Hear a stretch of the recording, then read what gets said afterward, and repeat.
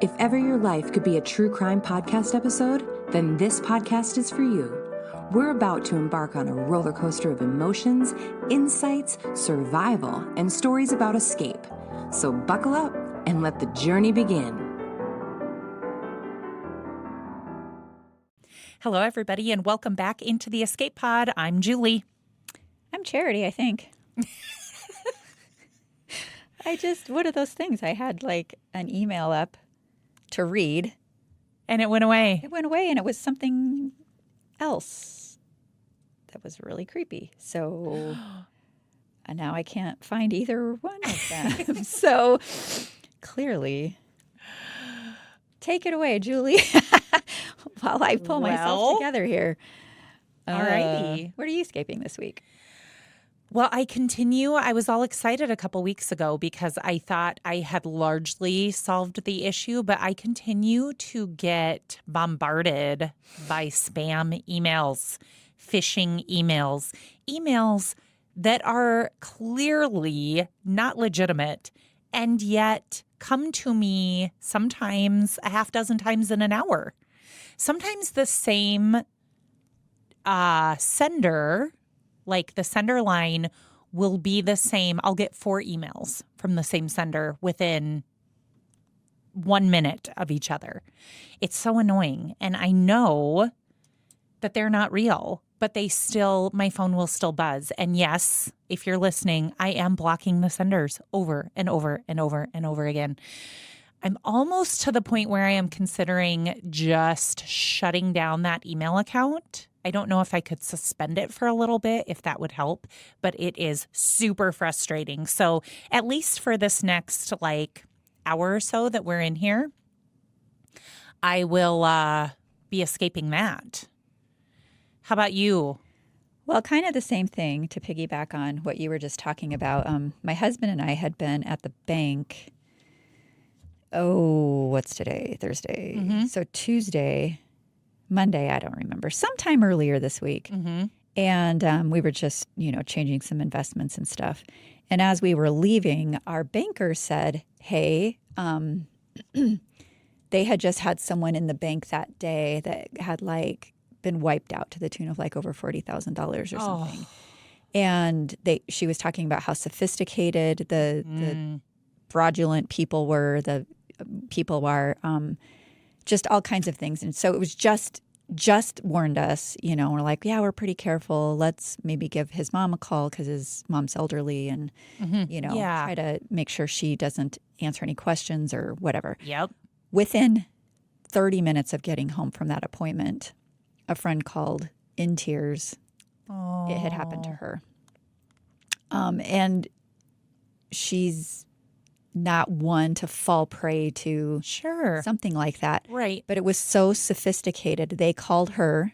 They had every piece of information on her that she thought there's no way they're not legitimate. Right. And she's at work and she's answering questions and trying to multitask. And basically they set it up to where, okay, well, just to verify that we're talking to the right person, we're going to send a code to your phone. Respond to that code, give us the code, and it accessed everything. They wiped her out, thousands and thousands of dollars. Can she get any of it back? She's not sure yet. Oh. So she's going through those motions. But the banker said no legitimate bank will ever, ever, ever, ever call you and ask you for personal information. Mm-hmm. So that's question one. If you get a call, you receive a call or a text or an email, and they're asking you anything, nope. And if you're curious, okay, did something fall through the cracks? Don't ever respond to a number they give you. You look on your bank card or and you call them. Okay. Hey, I got this email, I got this text, I got this phone call, da-da-da-da-da. Yeah. Yeah, but they will never call you and ask you. Okay. What they will do is if you call them, they might confirm a couple things just to make sure you're not trying to hack into someone else's account. Mm-hmm. Another friend of mine was telling me how one scammer was able to figure out because of Facebook, because people are always posting their lives on Facebook. Right. Vacation, and here's where I'm at, and it's all great and wonderful. Mm-hmm. And so they called the hotel after that vacation and said, I need your help. We lost our credit card. Here's the dates we were at your hotel, blah, blah, blah. We have to get back to the United States. Can you give us the credit card that we used for the thing? And they did. They did. Thinking they were helping somebody. They can be very convincing. So, yes, absolutely. Yeah, so that's what happened. As con artists often are. Oh, yeah. Yeah, just general assholery, screwing people over. Yeah. And this is, I mean, it's sophisticated. Yeah. If they could put, and we think it's from Pakistan. Okay. Yeah. Interesting. So it's not great. So yeah, we sent a note out to our staff, and I'm telling people and any listeners, even our guests, because we have a lot of guests that are new to the banking world. Yep. At our encouragement. Yeah. And we want to make sure that they aren't taken advantage of. So correct. It's just crazy. Online banking is awesome in so many ways, super convenient, right? To be able to just go in online or transfer over the phone or da-da-da-da-da, like lovely, lovely, lovely. But I will tell you, there have been times when I had to walk directly into a bank and say, and look at a teller or another bank employee and be like, can you make sure this is okay? And I actually know our bankers pretty well at the bank we use, because I do often just go in and, they need a signature or something like that, but they're the same people every time. They're super friendly. I feel like, yeah, you get people who tell you like, oh, call this number, or we need to double check this. And there's no face to face. So you just don't have a clue, like if it's trustworthy or not. Right. And so the convenience is awesome. The downside of it sometimes is without the personal connection, it is easier to be taken. And anyway. Well, another friend, we were talking about this yesterday, and he said that someone he knows in his work, like that's what he does, is he kind of tests security things for the company he works for. Okay. And he was able to find emails, passwords, personal information, and it's coming from data breaches. Yeah. So he kind of, I got all the steps to do it and see what information of mine is out there. I'm going to do that this weekend and see. I'm kind of terrified. I was going to say, are you sure you want to? I kind of have to, though, because it's a matter of time, right? And what it did to my friend, I mean, it's just devastated. Yeah. Like her house payment's gone and it's coming due, and her savings that she would normally draw from to cover emergencies is gone. Right. Reserve account is gone. Like it's all gone. No. Yeah.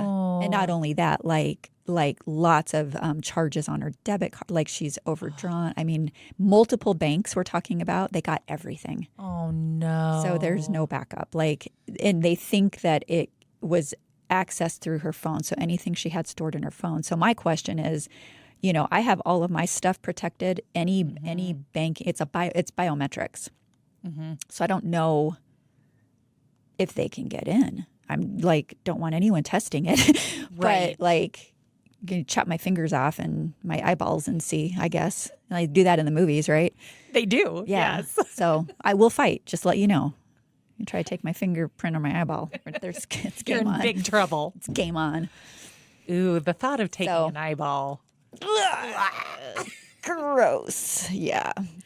Okay, speaking of other gross things, I hear our topic is a little bit along those lines. Not gross in the physical sense, but the heebie-jeebie, creep me out kind of topic. These are heebie-jeebie ones. Okay. Yeah. So phrogging is what we're going to talk about in Escape today. Have you heard of phrogging? I have heard of phrogging. What do you know about it? I believe it's when somebody basically gets into your home while you're there and you don't know they're there and they're basically living there. Yeah. Is that true? Yep.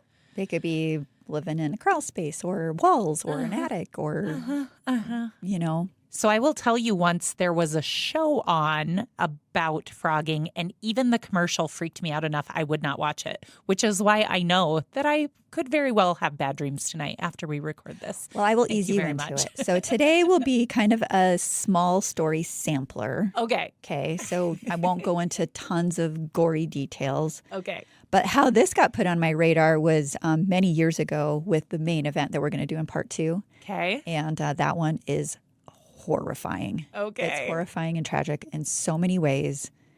Mm-hmm. Batshit crazy frogger that is just like he is the frog king. It is insane. So clarifying, not the same as a squatter. Correct. If you want a really good episode It was a fun episode. on squatting, you need to go back to pretty early on. I can't remember the episode number, but we do a squatting episode, and it's called Unwelcomed. And Charity had a friend in California many years ago who dealt with a squatter, and it actually is, some of them can be pretty terrifying cases too, but hers is pretty funny. Episode 22. There you go. Yeah. All right. Okay. Just a little shout out to our past plays. Yeah, that was a good one. Shout out Terry. Yes. All right. So we talked about squatting before, as you just mentioned, and this is similar, except someone doesn't possess no one's occupying the space when someone moves in and squats. Correct. Just in this case, yeah, You're definitely still in without it. their knowledge and consent. You're there. Your people are there. Yeah, it's crazy. Okay, so this first one I'm going to talk to you about happened just in 2019, so not that long ago, Honolulu. And this is the incident of James and Brittany Campbell.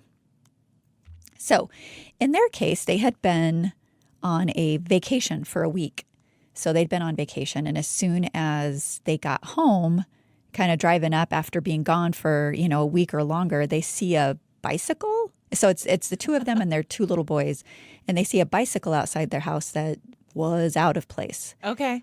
So James, the husband, goes on high alert, and as he tries to open his front door, someone on the inside is actively pulling the door shut against him. Could you imagine? Well, no, I would run away and call. Well, people James with- didn't run away. This guy goes ham. Here's what he does. He finds a sledgehammer and he goes after the guy. So the man that was pulling the door shut against him turned out to be 23-year-old Ezekiel Zayas.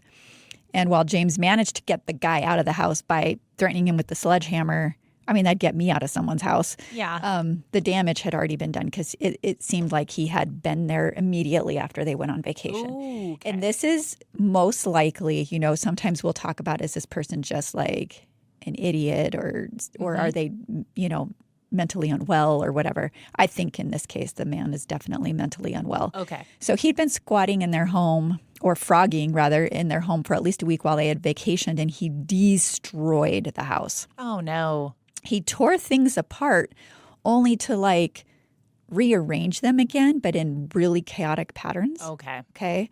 And he left disturbing little messages all over their house, like on their computers, on their counters, just little Post-it notes all over the place. And the messages, this gives me the creeps, indicated that he wanted to turn the family from omnivores into Ezekiels. I don't know what that is. His name's Ezekiel. I don't know what that means either. Maybe he's an herbivore and he's now synonymous. I have no idea. Obviously, we've got some mental going on right here. And he also had laid out detailed plans about how he wanted to go about performing surgeries on various family members.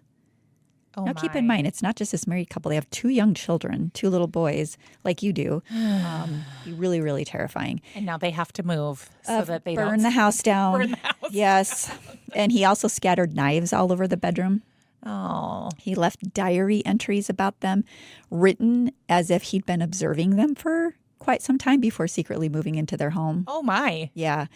In May of 2023, took that long, Zayas pleaded guilty to each of the 4 counts of burglary as part of a plea deal that saved him from a life sentence without the possibility of parole for the first-degree murder that I'll get to in a minute.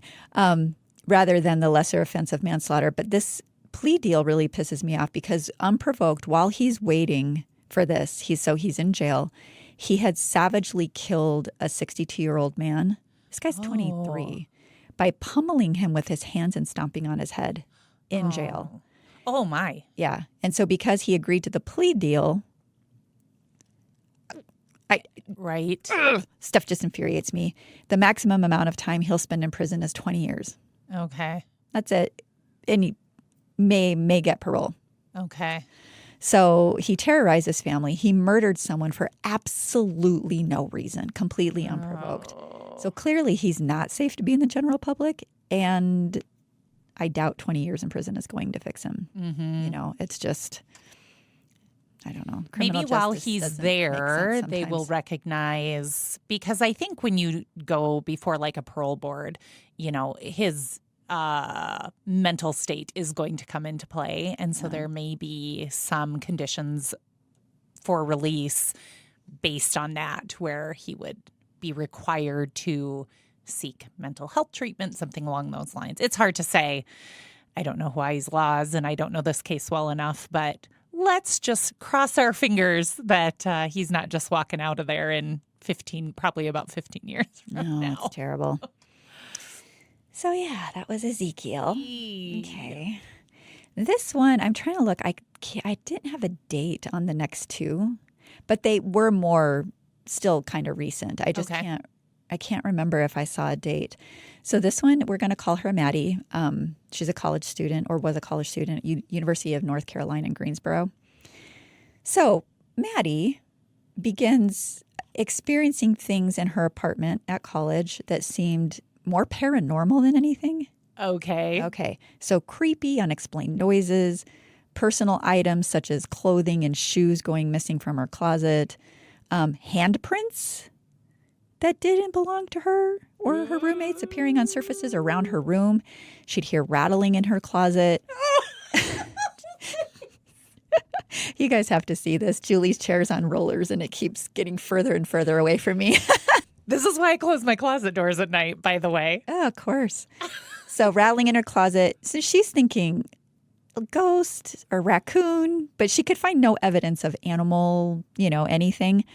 So one day this happens again, and Maddie's got some cojones.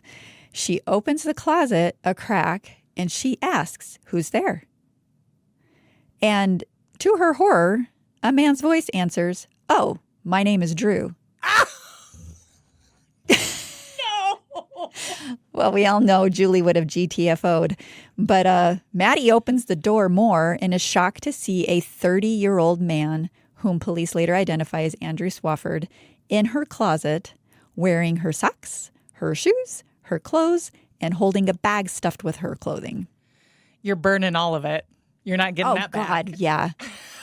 So Maddie is a rock star. She manages to stay calm.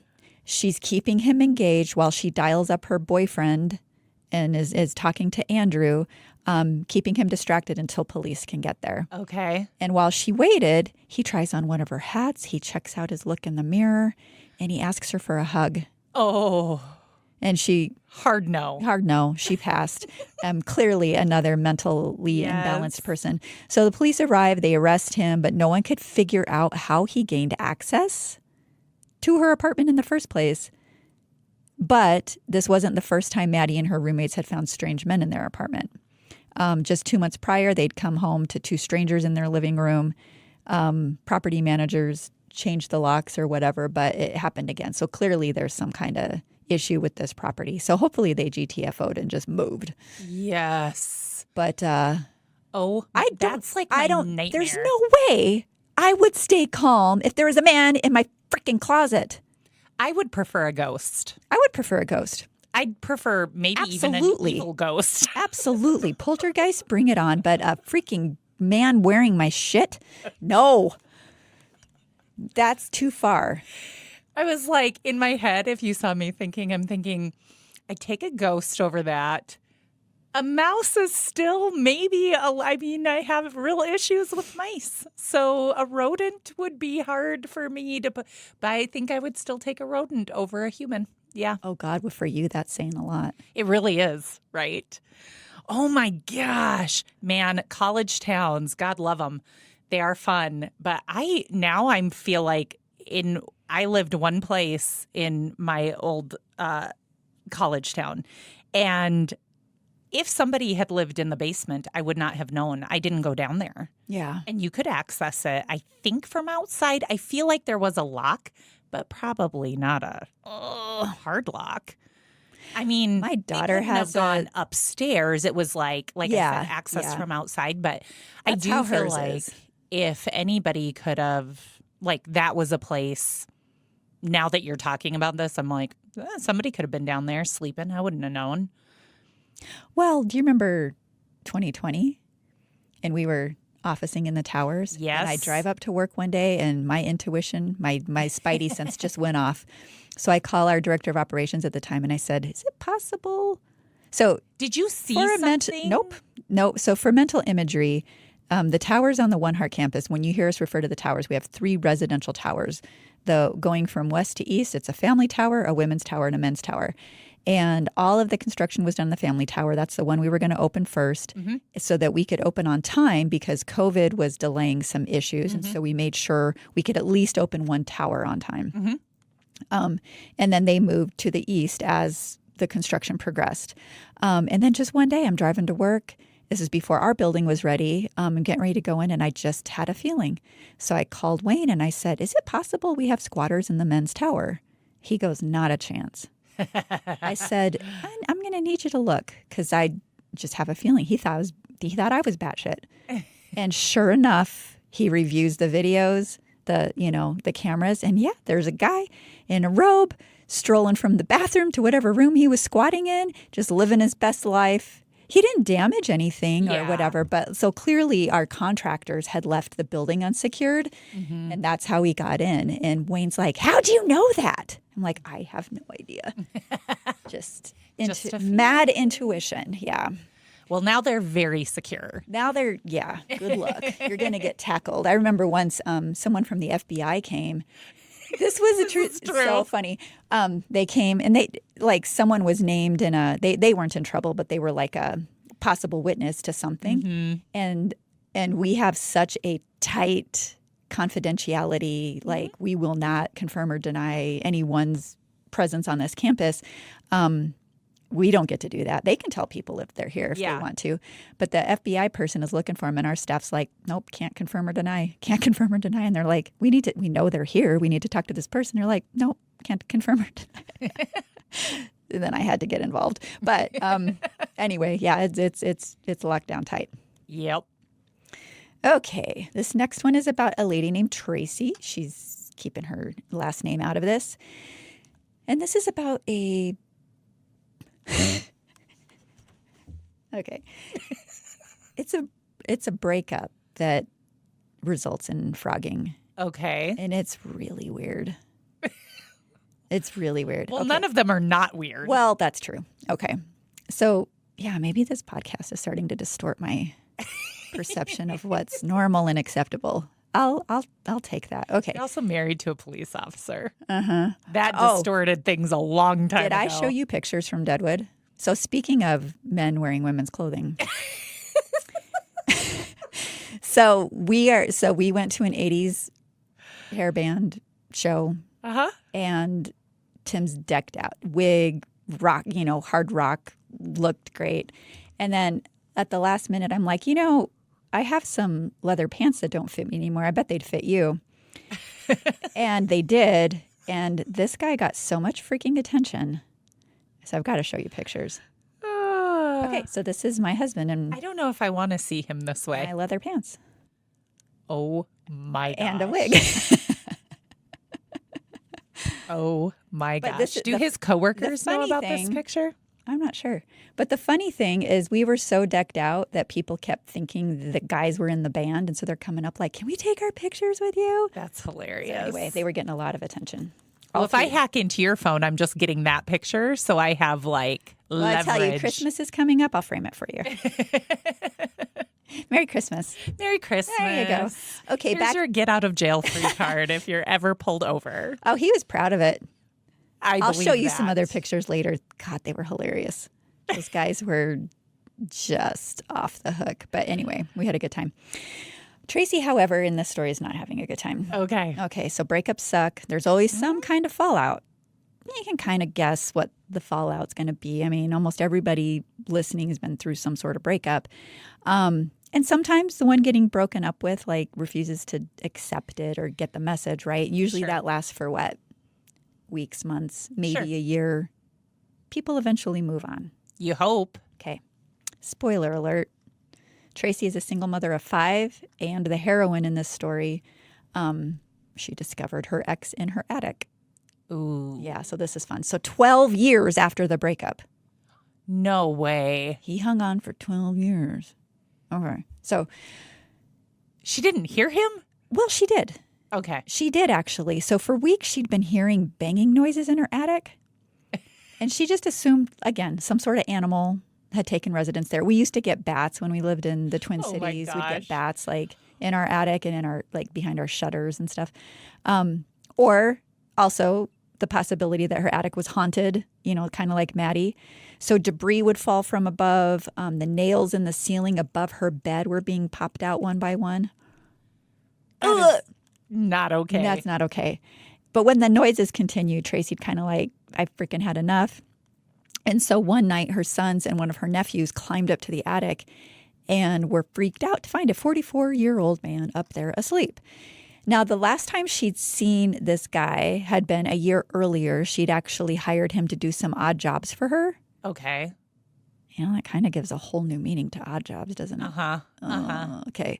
Well, soon after she last saw him, the freaking jerk stole her truck and consequently goes to prison for a while. Okay. So for that and some robbery charges that he had, she sent him letters in prison telling him, we're done. I'm not interested in a romantic relationship with you. The guy was a drug addict. And also, oh, wait, he was an addict in the attic. There's some alliteration for you, Julie Overlander. Okay. That's fantastic. Good. Ding, ding, ding. Do we have the applause button? I'll take a bow. I never have it. Yeah, you did it. Okay. I never have it at the right time. I know. I'm never ready for it. And 2 weeks after being released from prison, he figured out a way to get into her attic, made himself at home. When he was discovered, he made a run for it. Police found cups filled with feces and urine in the attic. Ugh. And the scariest thing of all was the fact that the only entrance to this attic was in a hallway that connected her children's rooms. Ew. So he was somehow walking amongst them and getting in there. And so anyway, they got him. Man. He must have been pretty quiet. Very sneaky. Very sneaky. I'll show you pictures afterwards. Okay. Yeah. Okay, the Denver Spider-Man is next. And I'm going to end on something that's really going to creep you out. Okay, the Denver Spider-Man. I have 2 more. So this was back in 1941 in Denver. A man by the name of Philip Peters. He's a retired railroader. He's home alone because his wife she was recovering at a hospital after falling and breaking her hip. His children were already grown and, fled the nest, so to speak. So he's just kind of waiting for his wife to heal so that she could come home. So he comes home, I think, from visiting her one night to find a wraith-like, disheveled man, so tall, thin, gaunt, drawn man raiding his icebox. Okay. And so I imagine he shouts something like, "What the hell are you doing in my house?" The guy turns on him. They get into a fight. The intruder gets the upper hand and ends up beating Philip to death with a cast iron stove tool. Ooh. Like a crowbar-shaped kind of thing back in the old days. So Philip's neighbors find him in that condition. They call the authorities. And as the investigation began, his wife is finally released from the hospital. So, Ugh. I mean, That's horrible. I know. I know. You're longing to get home after being in the hospital and you come to an empty home where your husband was brutally murdered. I mean, it would be enough to spook anyone. And soon she begins noticing some things are off around her home, like food goes missing, like weird sounds, like things not being where she left them. Oh my God, it drives me crazy. I haven't ordered a thing. So that's the best way to mind screw me is move my shit around. But and then she became like convinced that her house was haunted. It's interesting that most people go to the paranormal first. Yeah. Except for our first guy who just picked up the sledgehammer and said, Yeah. I'm going to get this guy. So she was convinced her house was haunted. And after some time, she actually moved away to another town to live with her son, and the house remained vacant. But neighbors now are reporting strange noises and foul smells coming from the home. And each time the police come around, they can find it. Nothing. They can find nothing. So one night, roughly 10 months later, after this incident, so July of 1942, two detectives had had enough with the calls from concerned neighbors and decided to stake out the house. Okay. And bingo, they finally see a man themselves they witnessed him through a window inside the house. But when they entered to approach him, he vanished. Huh. He just poof, he's gone. And so they're kind of like, there's no way the man could have vanished. Is it a ghost? What the hell is going on, right? And then they hear a noise coming from the attic. Again, with the damn attics. Just why do we have attics? I don't know. We should just not have attics or basements. Okay. No crawl spaces. Right. We need to start tightening things up, I think. So the entrance to this attic was in a closet on the upstairs level of the home. Okay. And so they go that way and they see two legs disappearing into this small hole in the ceiling. And it literally was like not an attic it's a crawl space. Yeah. Like except above. And when they pulled on those legs, they learned that they were attached to a guy named Theodore Conies. So investigation revealed that this guy Conies had met Philip through the Denver Guitar Club. And Coney had fallen on hard times. He decided to seek help from Philip. But upon finding Philip not home, he broke in and helped himself to some food. As one does. And doesn't damage anything or whatever. And then a few days later, he did the same thing. But that's when Philip walked in on him. Oh. And clearly, Philip didn't think this was acceptable, and they got into the fight. And Coney had made a nest in the attic. Okay. He was literally nesting there. When officers got in there, the smell was so putrid it made them vomit. He later said, the one who went up there, a man would have to be a spider to stand it up here that long. And that's how the Denver Spider-Man moniker came to be. He was ultimately convicted of the murder of Philip and sentenced to life in prison. Eek. Yeah. Oh. So not a hero. No. Spider-Man version. No. Okay. All right. So I was curious, as I'm known to be. There's these phrogging incidents of victims. Could I find documentation of phrogging from the phrogger's perspective? Okay. Guess what? You can Of find course anything you on can. the internet. So I found this on Reddit. Reddit user Tossing Taters.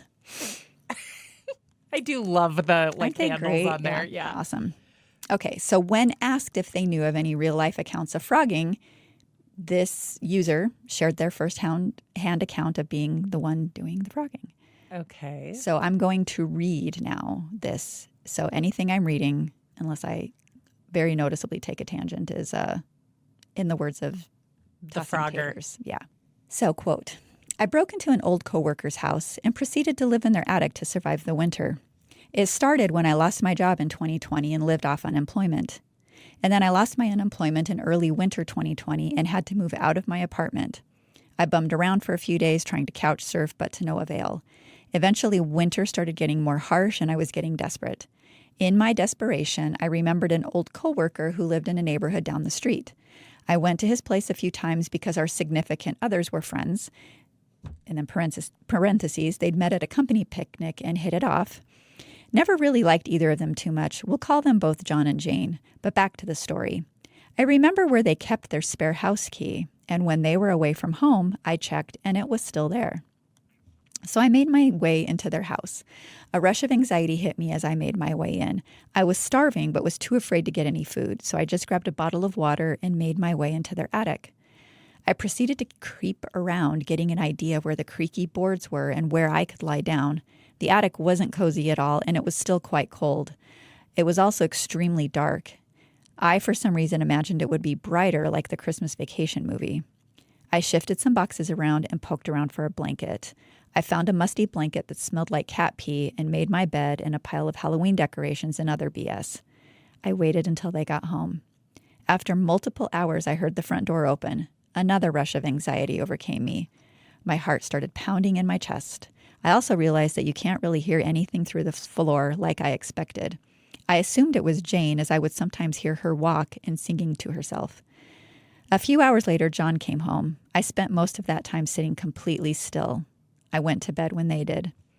The next day, I awoke to the sound of the front door closing. I put my ear to the floor to see what I could hear. I could hear Jane's voice talking to someone.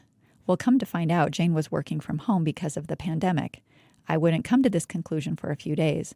Due to this, I started sneaking out at night, and the few times they would both leave. Most of the way I knew they would be gone was by copying down Jane's schedule off her calendar on their fridge. Taking that knowledge and the work schedule John and I had, I could get a good idea when they'd be home. This continued for days, then weeks, then months. As time passed, I got more and more brazen, sneaking more food, getting close calls, etc. The closest call was when they came up into the attic to decorate for Christmas. If you remember, I had made myself a nook in their Halloween decorations, so I was confident they wouldn't find me. That still didn't make any of this any less scary. Also, John made a joke mentioning how awful it smelled up here, like onions and cat piss. I held my breath, hoping he wouldn't search for the source. They left for a week to visit Jane's family for Christmas. During this time, I showered, slept in their bed, and ate any food I could get my hands on. In order to keep this somewhat short, I'll skip deep details and might answer any questions. Once late February came, I felt I had been risking it too much, from sneaking lots of food, showering in their shower, sometimes even admittedly watching them sleep. I decided to sneak out and never return. During this time, I actually grew a strong parasocial relationship with them and still have some of their clothes and random items. I feel guilty for this, but time has passed and I feel comfortable saying this, but I would never tell them. I have since then started following them on social media and still watch them to this day. They have had a baby and she is beautiful. ... So the end freaks me out, but it is heartbreaking. Like, he was desperate. Yeah. So it's not okay. But you do, again, what did we used to say, no excuses, but there is an explanation. Right. I mean, he's desperate and doesn't have a place to live and is cold and, but I do have this feeling that, our social breakdowns are part of the problem, right? When back in the day, tribes took care of each other and families used to just take care of each other. And, not always, but a lot of times when things didn't go right, you had people to lean back on. And our world has changed so much and we see it here with our guests, some of them just come from families that either can't help them, not that they don't want to, but they can't. And then some, they cannot depend on them. Or the kind of help that they can offer isn't the helpful. Kind of help that they need. Correct. Yeah, that they truly need to make significant changes. So I always feel like, I would hope, given similar circumstances, that I have family and friends and people to lean on. And the truth is, a whole lot of people in this country and around the world just don't have those kinds of support systems. And, 200 years ago, they might have in the societies they were in, not necessarily. I don't know. That was sad. Well, let me that was ask sad you, to listen to you. It's sad. It's creepy. Like, it's like I both feel sorry for him, and I'm like, dude, I know. Knock it off. Well, and I don't know if it's a dude. Was it a dude? I made an assumption. Yeah, it was a I'm dude. not I think sure it would be. Did he say? Here, I don't know that he did. Okay, let me. But we keep saying he, so I think there we was both that think it was one a he. part about. Well, it said the an significant old coworker. others. I went to his place a few times because our significant others were friends. Yeah, so I guess I'm kind of maybe thinking the wives were wives friends. became friends. Maybe that's or girlfriends what we did. Yeah, became friends. But I guess what you don't know can't traumatize you. But to this person's knowledge, the couple has no idea that this person was living in their home. Well, if they read Reddit and they ever heard something odd, they might. Well, I tell you what, you know how people love peanut butter. My husband is a peanut butter addict, so we would know immediately. Because I don't know how much peanut butter that guy goes through, but he would know someone's been in my peanut butter. Right. Yeah, we have someone sneaking, sleeping in our house or whatever. Yeah. I would know immediately because everything is so particular. But would you, if it was happening at your house, would you rather just not know? I mean, if they're not doing any damage, sure. I would rather not know. I mean, ignorance is bliss. Ignorance is bliss. Okay. Yeah, That is so weird. Well, that'll keep me up tonight. Thank you. Tossing taters. Thank you very much. But I mean, wow. That they admitted all of this is pretty bold. Alrighty, so you tell me there's a part 2 to this, which we'll do next week. Yep. Oof. So what are you escaping to this week? Well, part of the reason we're recording in the morning, we usually do a Thursday afternoon, but I am turkey trotting this afternoon. And no school. Okay. Time for the turkey trot. Yay. I hear that there's a teacher race involving costumes. Ooh. Which, if there's no other reason to go, that's a reason to go. That would be a good reason to go. So that's where I'm escaping to. I'm escaping to a kids' event, and it should be actually pretty fun, and the weather so far is holding up for it. So what about you? Now. Anywhere you want to escape to? I am just intrigued with this series. I think it's on Netflix called Yellow Jackets. Okay, I think I've heard of it. Oh my gosh. It was kind of slow starting. Like my husband even said, if this doesn't get any better, like we're done. But I was intrigued because it goes back and forth between present day and then a high school like championship girls soccer team. Yes, I did hear about this. And it's kind of similar to what we were talking about today because they're in a plane crash on a way to championships, and the pilot, most of the adults die without giving a lot away. Yeah, they're in the wilderness. Nobody knows where they're at. Nobody seems to be coming to rescue them. Ooh. And I think they were there for a long time. Okay. And so people, once they were rescued, they're very famous and they want to know what happened to them out there. Uh-huh. And the flashbacks are, it's building up to something. They find this cabin that's creepy AF, and it does have an attic. And they find a very dead, totally decomposed. So a skeleton essentially in the attic sitting in a rocking chair with its mouth.